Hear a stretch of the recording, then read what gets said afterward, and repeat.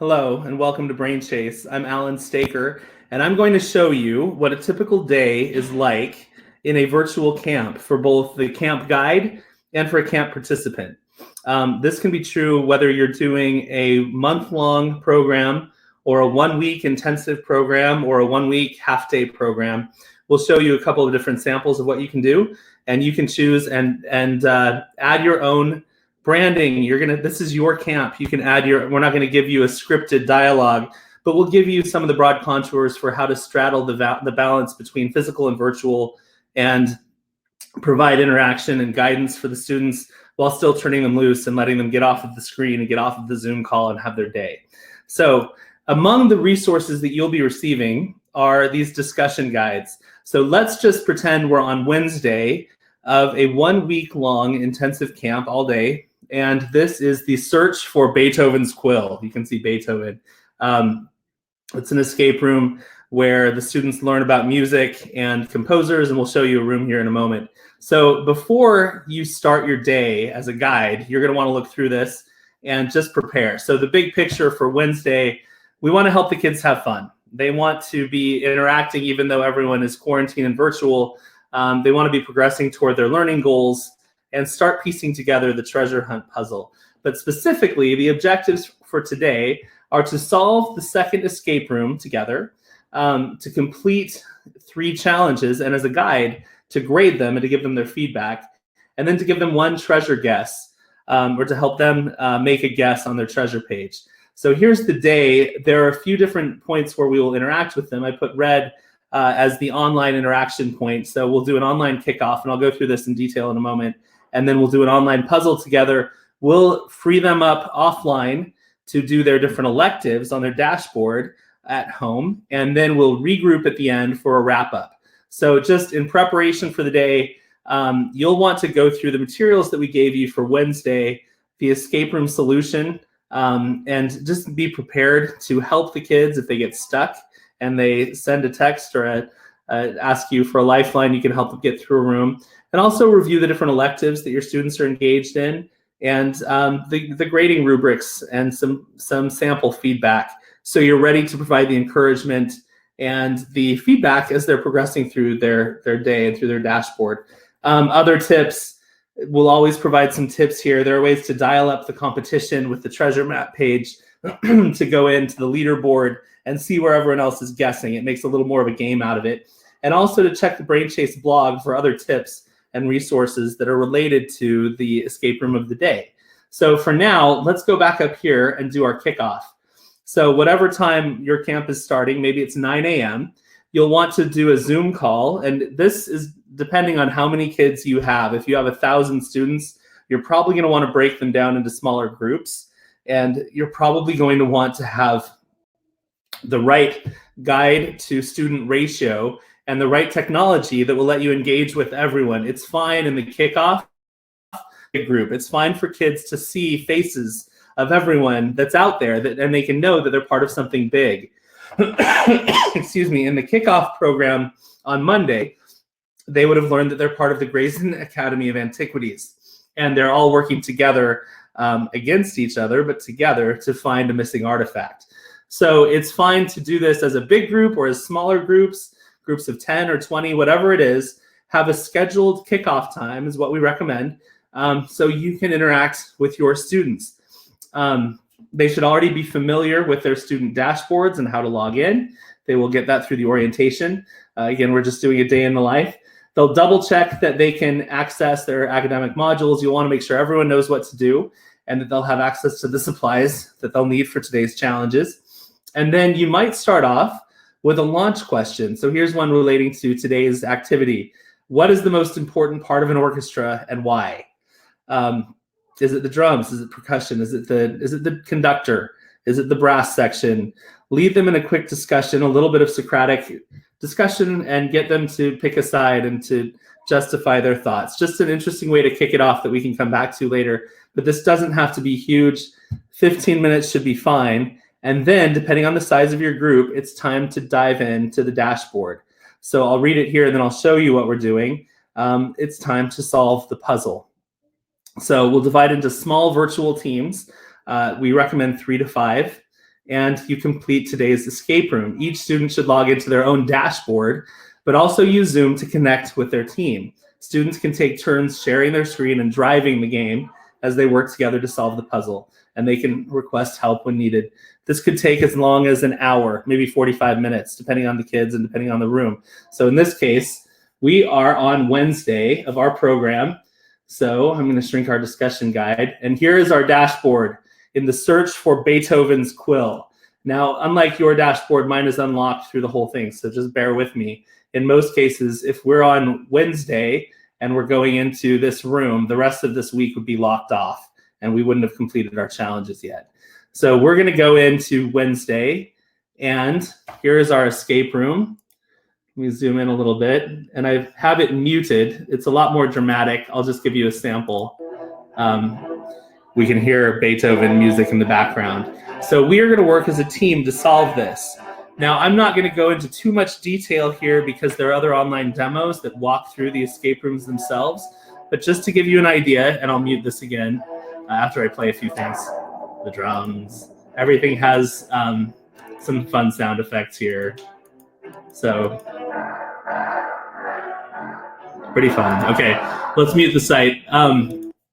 What happens is we're going to go here and we can see each other's faces. So you'll see me and then a few others right above me, and then we'll see the escape room, and we can each ideally be playing on our own, but sharing tips like, hey, John, have you tried clicking on the tuba? There's something there. So we'll be going around and we'll learn in this room.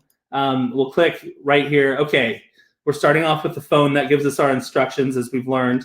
Wow, it doesn't look like this theater has been used in a while. Our challenge here is to put things back how they were. It gives us more instructions. And then, so we need to find the right pieces of each instrument. So let's go over here. If we're stuck, the magnifying glass can help. We're looking for a key and a safe. Start by searching for a hidden mouthpiece. Okay, I happen to remember that there's a safe right over here. So we're going to have to open that, and somewhere in here, all right, there's a mouthpiece with the number 4. We have to find the right place where that goes in an orchestra, and here's a clue. Someone's going to have to get online and open up this interactive orchestra section so we can understand where does the brass sit and which color does it match. I believe it's green, so 4 plus 9 on a brass instrument is 13. So let's see if that's right. Boom, there's something right. So there's number 12. So we have to find an instrument that goes with that. So we'll work together as a team to solve this escape room. And once we find the answer, we'll input the answer here in escape and get the check mark and be ready to go and move forward. And after that, it's time for us to move on to the next section. So we've solved the puzzle. It took us, 45 minutes. Maybe a little bit more. Some of the rooms are harder than others. And now it's time to dive into our different electives. Now, your students might be doing the same electives as the other students, or they might be doing their own elective. Whatever it is, this is where we give them encouragement to dive in, get offline, unglue from the screen for a minute, and do your hands-on projects, whatever they are. So in this case, I am going back to my dashboard. And I'm Ludwig von Beethoven here is my name. So I'm going to go down and start my electives for the week. So resizing, and it's thinking here. All right, so I'm going to go in and do my art challenge. Let's see what it is. Tin foil sculptures. So if you're the guide, you were maybe engaged with the kids during the escape room portion, and you definitely helped them kick off. But now's some time for you to relax for a minute and let them do their work. We're going to come back to you in a minute. So the students are going to go here and tinfoil sculptures. Step 1, watch this video of artist James creating different things. I won't make you do that now. Step 2, create. Get some sheets of tinfoil and you're going to build something. After you build it, you'll share by uploading it below, and you'll type in a little bit about your experience. So you'll do that down here below. Again, this is a demo account, so everything is passed off. And once you've taken about an hour to do your project and you've submitted it, you can go on to your next project for that day. So cooking and engineering, you can do these in any order you want. For cooking, I'm going to go in and it's apple parfaits. So I'll watch the video. I don't need a guide interaction on this. If you like, you can do more check-ins during the day and check in around noon to see how the first challenge went. But just this is one structure you can follow. The kids are going to watch the video, they'll cook, they will clean up, which is a very important point that we've included in the rules, and then they'll share and eat it and take a picture and submit. What's happening for you, the guide, while they're doing all of this? I'll show you in just a moment. So back to the students, they're going to engineering and they do their biomimicry challenge.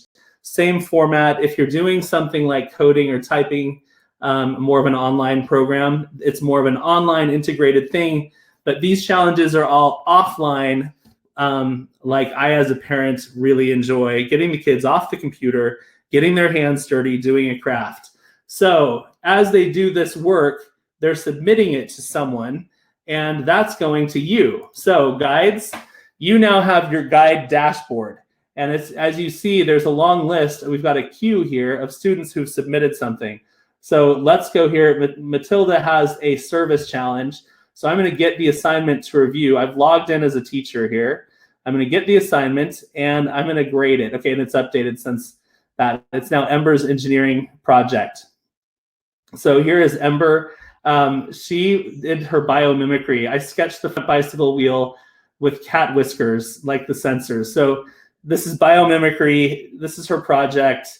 That's a picture. She's 10 years old. I can see her prior work, and I can either kick her back and say, sorry, try again. I'm not going to do that to Ember. Or I'm going to accept it and provide some feedback here and then submit it.